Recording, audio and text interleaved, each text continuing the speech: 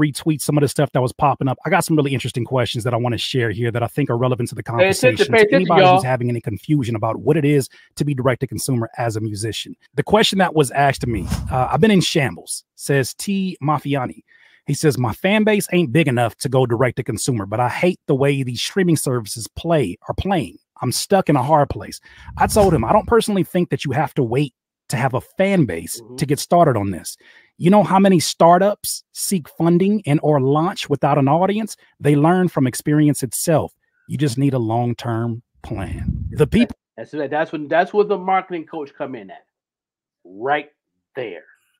You know what I mean? If you don't understand digital marketing, that's where you have to have the coach to teach you and coach you through it to where you can find your audience.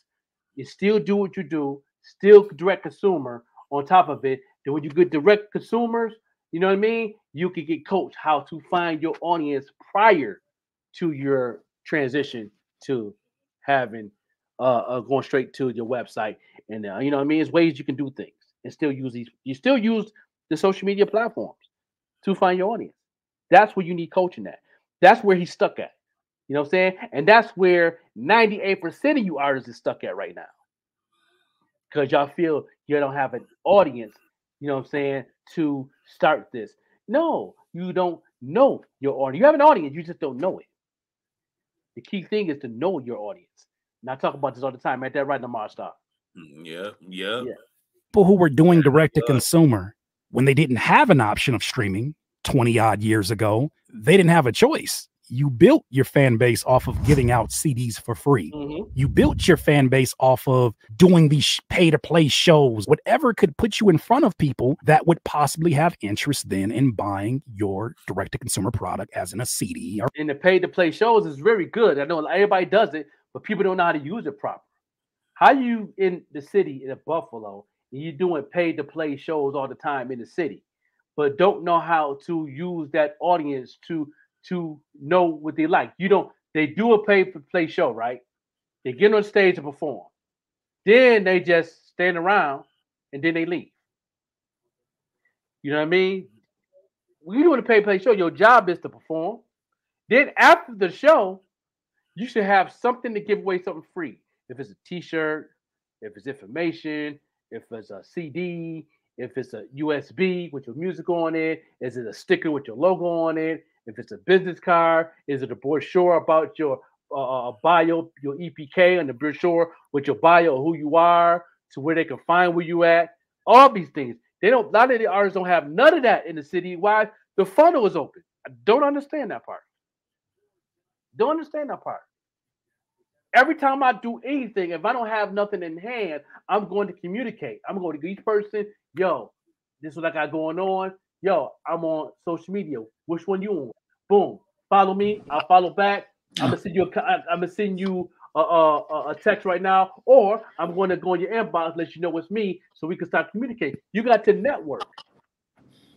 You know what I mean? A lot of people don't do that when they're doing pay-to-play shows. Don't understand that. That's how you find your audience. Or vinyl, whatever you're selling. Another question that popped up. Do you think it's smart for someone who is still gaining fans? Because I obviously totally see what you did and it makes total sense, but I still feel like I'm selling myself short just for catalog exposure, keeping my shit on these outlets.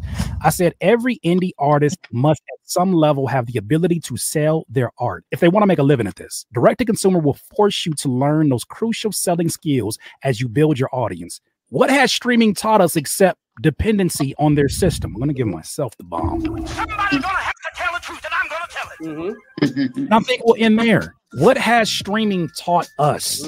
What skills has streaming taught us except for more strategic skills at how to be better at streaming? Maybe you found some success running ads on their platform using their system. Well, how do you feel now that after running those ads, they've returned you back with a warning or a deletion of your music because you ran ads, but then it exposed the fact that a good chunk of the audience on there are actually bots? How does that feel? I keep hearing that. Somewhere that I am learning first. It's a way to get around bots, man. I didn't know saying that. There you go again. You gotta take the marketing class. You need a coach. There's ways you can get around bots. You know what I mean? Can you give them one tip? One tip to get around bots is do an ad, but also get emails from everybody that's following you. You don't have to ask them if they have the email freely on their page or their page. Do an email blast like I did yesterday. You know what I mean? So when you get people that's actually going in, that's going to take the percentage of them bots out the way.